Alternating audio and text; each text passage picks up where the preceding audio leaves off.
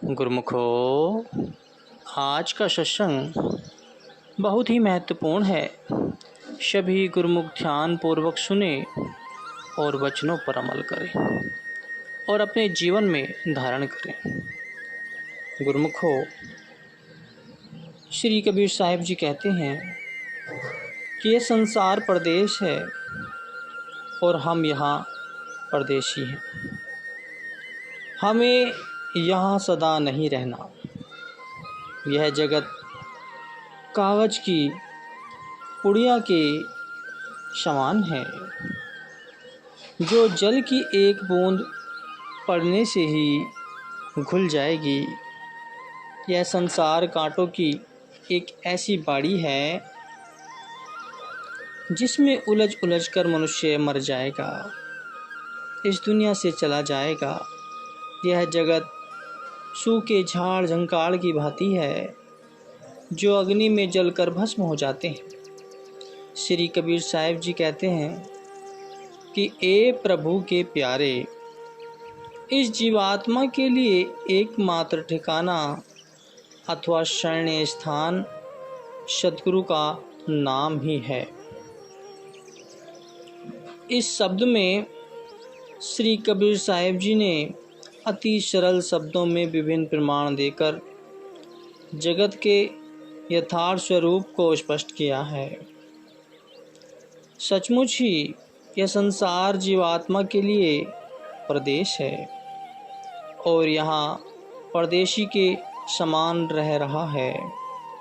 आज नहीं तो कल, कल नहीं तो परसों अथवा कुछ दिन पश्चात जीवात्मा को इस संसार से प्रस्थान करना ही होगा।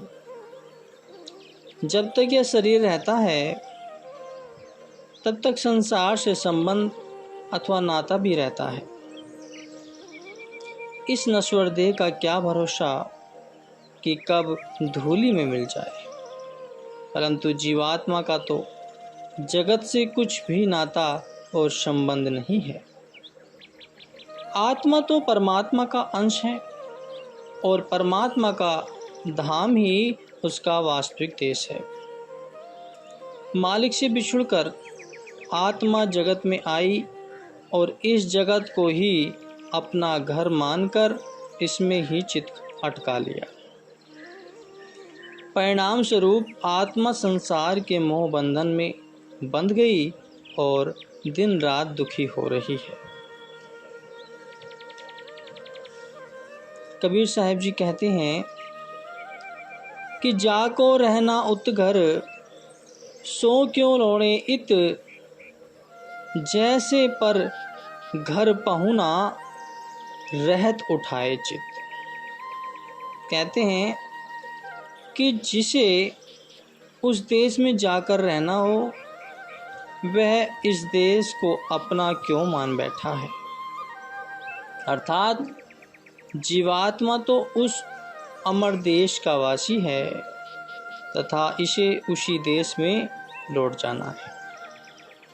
जब यह अपना वास्तविक देश नहीं है तथा जब लौटकर निजी घर को ही जाना है, तो फिर इस जगत की तथा जगत के भोगों की कामना को चित्त में क्यों बसाते हैं।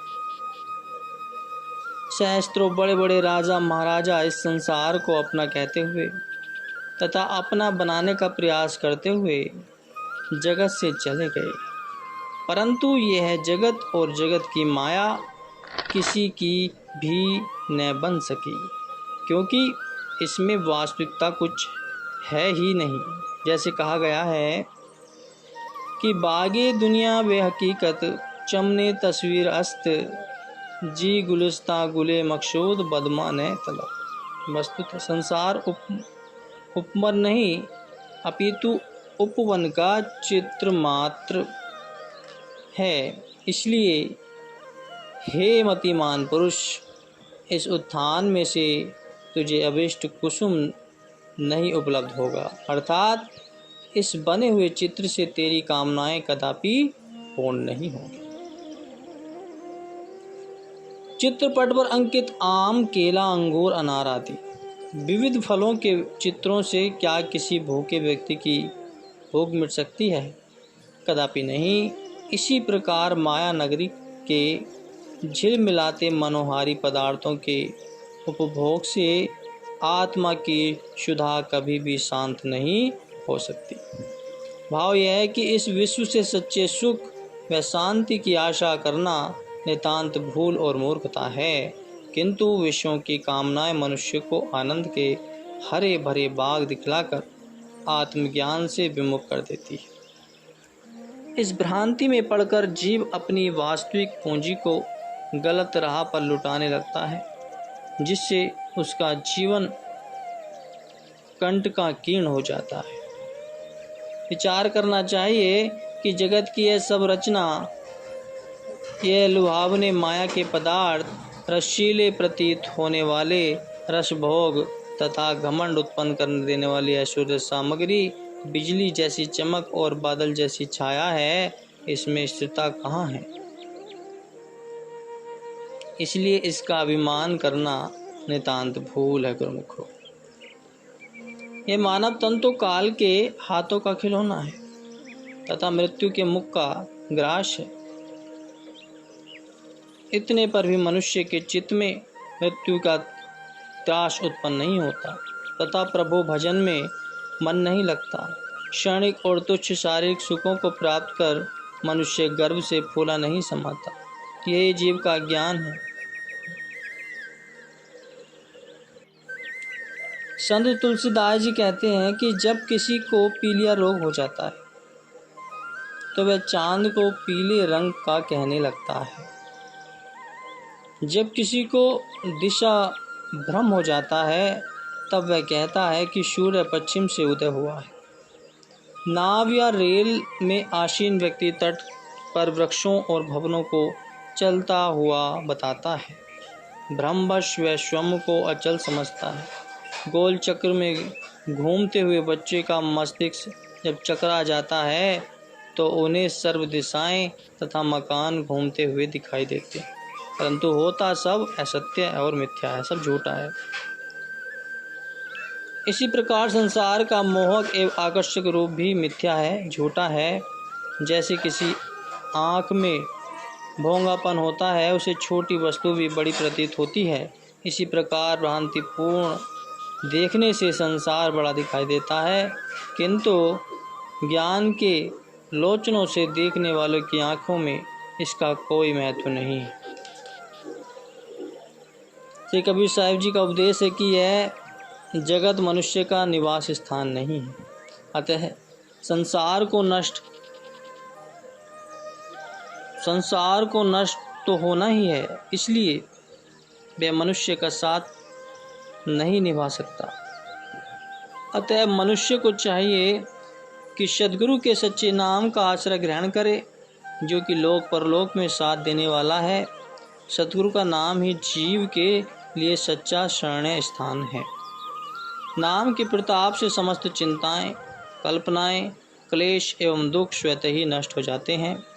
मनुष्य के जीवन में आनंद के महकते हुए पुष्प खिलने लगते। नाम की कमाई से ही जीव मालिक के दरबार में उज्जवल मुख होता है, और सद्गुरु के नाम के बिना मनुष्य का जीवन निराशाओं एवं असफलताओं से पूर्ण रहता है, क्योंकि नाम ही सत्य है और सब सुखों का भंडार है।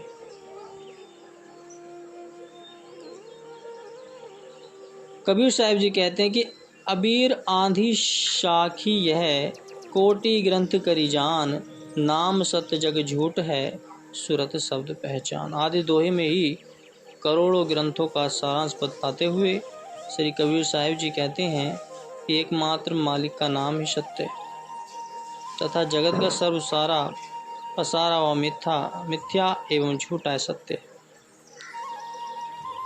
जिसे इस तथ्य की समझ आ गई वह जगत में सूरत को नहीं फंसाता, अपितु वह अपनी सूरत को सार शब्द के साथ जोड़कर मालिक की भक्ति में दिल लगाता है। नाम से दिल लगाने का यह मतलब नहीं कि संसार के व्यवहार से किनारा कर लो, अपितु महापुरुषों का कथन तो यह है कि जगत में रहकर जगत के भोग पदार्थों का उपयोग निसंदेह करो, परंतु उनके उपयोग में चित्त को न उलझाओ। जैसे संत दुरंदास जी कहते हैं कि जग रहो जगते अलग रहो, जोग जुगती की रीत, तुलन हृदय नाम ते, लाए रहो दृढ़ प्रीत। कि जगत में बेशक रहो, किंतु जगत के फंदों से पृथक और मुक्त रहो। जगत में जीवन यापन करने की यही संबंधित युक्ति है। यह युक्ति है कि संसार से जगत के कार्य व्यवहारिक तथा जगत के पदार्थों का उपयोग करो, परंतु अपने हृदय को मालिक के सच्चे नाम तथा मालिक के चरणों में जोड़कर रखो। यही सच्ची भक्ति है। बोलो जयकारा, बोल मेरे श्री गुरु महाराज जी की जय।